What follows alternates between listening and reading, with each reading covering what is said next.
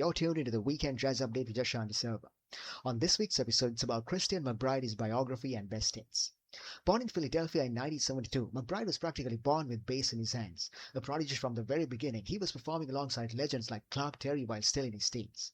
Fast forward a few decades and McBride has become a household name in jazz, known for his virtuosity on both uptight and electric bass, his uncanny ability to make even the most complex lines feel effortless and groovy. Over the years, McBride has shared the stage with giants like Herbie Hancock, Freddie Hubbard, Chick Corea. So let's talk about albums. His debut, Get Into It, in 1994. Live and Tonic captures his amazing live energy, while Conversations with Christian highlights his collaborative genius. He won a Grammy with Bringin' It, a stunning big band project, and more recently for Jimmy, Wes and Oliver, showcasing his brilliance in bridging jazz tradition and modern sensibility. On this week's episode, it's about Christian McBride, his biography, and best hits. During this summer, we're going to be talking about his biography. Born in 1972 in the city of brotherly love, that's Philadelphia, Christian's life practically started with a metronome in hand. His family immersed in music. Mom was a schoolteacher and an audiophile. So it's no wonder that by the age of 9, young Christian was pestering his family for a bass of his own. By 11, he was taking upright bass lessons and studying music theory in school. That Philly upbringing, rich with sound, rhythm, and culture, set him on a path that few could even dream of. He honed his craft at Philadelphia's Creative and Performing Arts High School.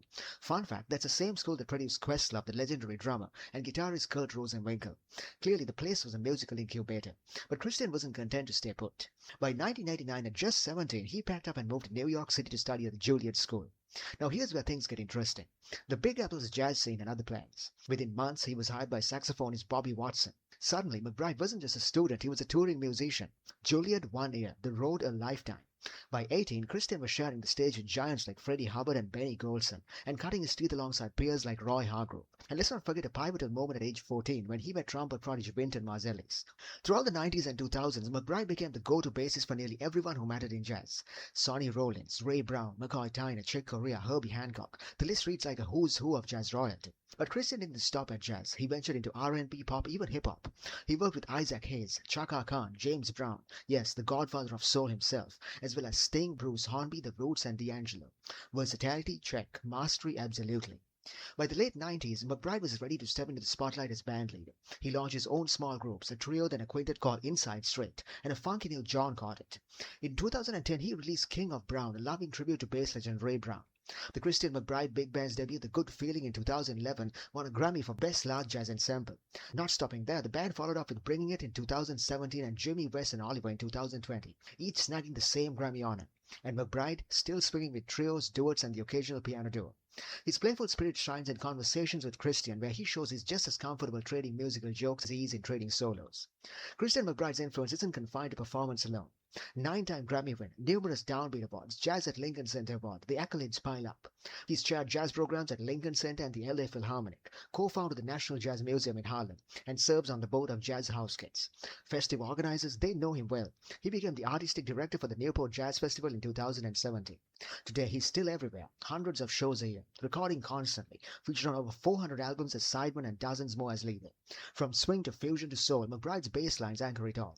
But perhaps what stands out most is his philosophy. Music is about people, not Grammys. Every note he plays, every chart he arranges, every story he spins on air reflects that belief. This is the Weekend Jazz Update with Jashan De Silva. On this week's episode, it's about Christian McBride, his biography, and best hits. Now it's time for some trendy music news. So mark your calendars. Diana Krall, the Grammy-winning singer and pianist, is coming to Brevard Country. January 21st, she takes the stage at the L3 Harris Technologies Theatre at the King Centre in Melbourne. Krall isn't just any jazz artist. She's the only jazz singer ever to have 8 albums debut at the #1 position on Billboard's jazz chart. On this tour, expect renditions of Cole Porter and Irving Berlin, bossa nova, swing grooves, and maybe even some sparkling duets like those with Tony Bennett. Krall brings a polished, intimate vibe that jazz aficionados and casual fans alike can enjoy. Tickets are moving fast, so don't miss a chance to catch Diana Krall live, where classic jazz meets sheer charisma. And that was some trendy music news on the Weekend Jazz Update with Jashan De Silva. We're going for a short break. We'll be right back after that. When we come back, we're going to be talking about some of Christian McBride's best albums of all time. Stay tuned.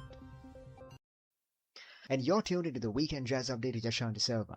On this week's episode, it's about Christian McBride, his biography, and best hits.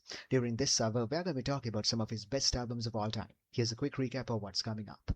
To start off with his 1995 debut, Get Into It. McBride steps out front with an all-star bass trio featuring legends Ray Brown and Milt Hinton, alongside Joshua Redman, Roy Hargrove, and pianist Cyrus Chestnut. From swinging covers like Splanky to originals like In a Hurry, this album is a joyful, straight-ahead neo-bop statement that puts McBride firmly on the map. Fast forward 2001's The Philadelphia Experiment, a funky genre-blending collaboration with pianist Yuri Kane and drummer Questlove. In 2000, McBride went electric with Sci-Fi, a bold fusion playground featuring Diane Reeves, Ron Blake, and from a trippy Aja to Latin jazz gems and a nod to bass legends, this album is adventurous and boundary-pushing. Then in 2009, Kind of Brown brought us back to acoustic quintet magic, tight, swinging, joyful, McBride leading Inside Straight with Steve Wilson, Warren Wolf, Eric Reed, and Carl Allen. 4 albums, 4 sides of McBride, virtuosity, curiosity, and pure love of music. On this week's episode, it's about Christian McBride, his biography, and best hits. During this suburb, we're going to be talking about some of his best albums of all time. So let's start at the very beginning. 1995's debut album, Get Into It. Now this one was McBride stepping into the spotlight as bandleader, and what a statement it was. Recorded with an all-star bass trio featuring jazz legends Ray Brown and Milt Hinton, McBride didn't just show he could hold his own. He set the bar high. And he wasn't alone. He brought in some serious heavy hitters like Joshua Redman on sax, Roy Hargrove on trumpet, and the brilliant Cyrus Chestnut on piano. So this album is straight ahead neo-pop jazz at its finest. Tracks like Splanky, a hefty cover, showcase that infectious swing, tight, precise, yet exuberant. But McBride wasn't just a sideman in his own debut. His original In a Hurry shows off a compositional mind that's playful, energetic, and just flat-out fun. And then they're sitting on a cloud in the dreamy standard Stars Fell on Alabama, where the interplay between these seasoned musicians just radiates joy. Critics agreed. Get Into It was called about as good as a debut album gets by the Los Angeles Times. It's a joyful, animated, swing-heavy record that firmly established McBride as a force to be reckoned with. Fast forward 6 years to 2001 and we get The Philadelphia Experiment. Now this album is a whole different beast. Co-led by McBride's pianist Yuri Kane and drummer Amir Questlove Thompson, this one blends jazz, funk and hip-hop in a way that really captures the essence of Philly's rich musical legacy. Think of it as a love letter to the city, wrapped in grooves that are as cerebral as they're funky. McBride alternates between uptight and electric bass, seamlessly bridging jazz and contemporary urban rhythms. Highlights like the title track, The Philadelphia Experiment, are just irresistible. And don't miss a soulful Not in Trouble Man theme. McBride's versatility shines here, showing he's equally comfortable holding down a funky groove as he's swinging through B-hop lines. Critics called it a textbook example of how jazz, soul and hip-hop intertwine, and honestly, it's one of those records where you can feel the city's pulse in every note. Now let's shift gears a bit to Sci-Fi, McBride's 2000 electric fusion extravaganza. This one's a playground of experimentation. McBride brought together some seriously adventurous collaborators. Guitarist David Gilmour, saxophonist Ron Blake, singer Diana Reeves, bass clarinetist James Carter, pianist Sherrod Barnes and a lot of others. The album opens with a trippy take on Steely Dan's Aja, instantly signaling that we are entering a bold electric territory. Then there's Bia Vandishi, a jazz funk exploration, and Lullaby for a Ladybug, a Latin jazz gem featuring Diane Reeves. McBride also tips his hat to bass heroes past and present with tracks like Havana, inspired by Jaco Pastorius, and Butterfly Dreams, a nod to Stanley Clarke. The Guardian praised Sci-Fi for its clarity and drive, emphasizing McBride's own playing gifts alongside some of the biggest names in jazz. If you're in the mood for something adventurous, this album is a brilliant electric fusion journey. Finally, we arrive at 2009's Kind of Brown, which marked McBride's debut with his Inside Straight quartet. This one's back to acoustic straight-ahead jazz, and it swings hard. McBride assembled a stellar lineup: Steve Wilson on alto and soprano sax, Warren Wolf on vibraphone, Eric Reed on piano, and Carl Allen on drums. Kind of Brown is all about tight interplay and joyous energy. Tracks like Brother, Mister, and The Shade of the Cherry Tree immediately grab you with their groove. And let's not forget Stick and Move, McBride's cheeky tribute to Ray Brown. It's playful, bluesy, and swinging. And you're tuned into the Weekend Jazz Update with Yashan De Silva. On this week's episode, it's about Christian McBride, his biography and best hits. Now it's time for some trending music news. Trumpeter Ambrose Akinmusire has just dropped his latest album, Honey from a Winter Stone, on Nansas Records. Akinmusire blends jazz with chamber strings and even hip-hop, creating what critics call a dazzling kaleidoscope of styles. The co-ensemble features the Maiwo string quartet and pianist Sam Harris, with standout guest appearances by avant-garde rapper Koke and electronic artist Chiquita Magic. The music is intense, meditative and emotionally charged. Take the nearly 15-minute opener, muffled screams. Akinmusire's muted trumpet weaves over urgent strings, while Koke delivers a haunting spoken word narrative. Throughout the album, he explores personal and social themes, addressing identity and communal struggles, making this a work that's both a self-portrait and a larger commentary.